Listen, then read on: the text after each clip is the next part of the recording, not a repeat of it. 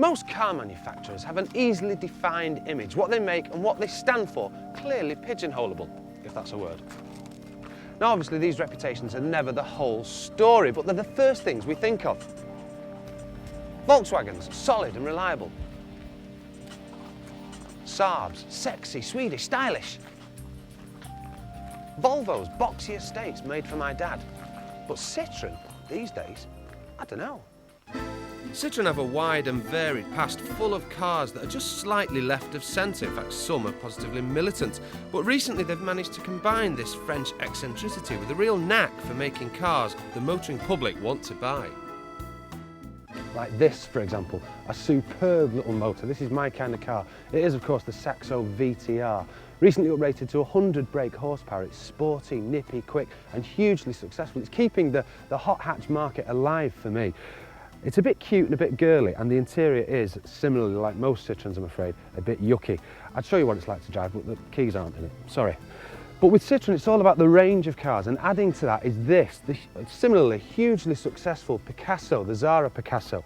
Again, 5 seats is a mini MPV, although when a large hatchback becomes a mini MPV, I've no idea. But a lovely car, and as I say, hugely successful. The next one, the jury's still out. It is the C5. How successful it is remains to be seen, but they've recently put in a fantastic new V6 engine, and it really goes. But the styling, I don't know, it's very Citroen. The front is a bit like the XM, do you remember that? A hugely hideous car. But look along the sides here, and this could be a BMW estate. But look at the back, it's ugly and huge. You see, with the C5 saloon, it was a lovely styled car, and with this, they've just lumped on a huge boot on the back. But it is cavernous, lots of room for the dogs and kids in there.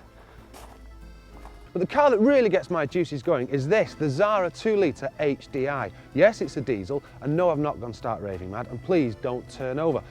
All right, I'm shamelessly talking this car up in a bid to get you to stay with us, but it is a superb car, and it looks sensational, unmistakably a Citroen.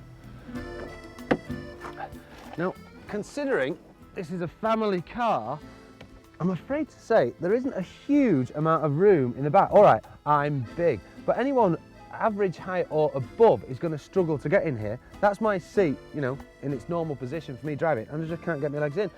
Citroen have scooped out the backs of the seats here to give you more knee room, but I can't get my knees in.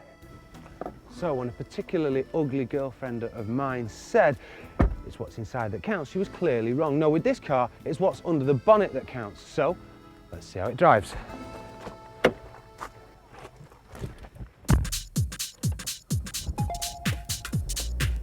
The first thing you'll notice is the terrific torquey engine. Like all diesels, it has natural low range power, but in this the power just keeps on coming.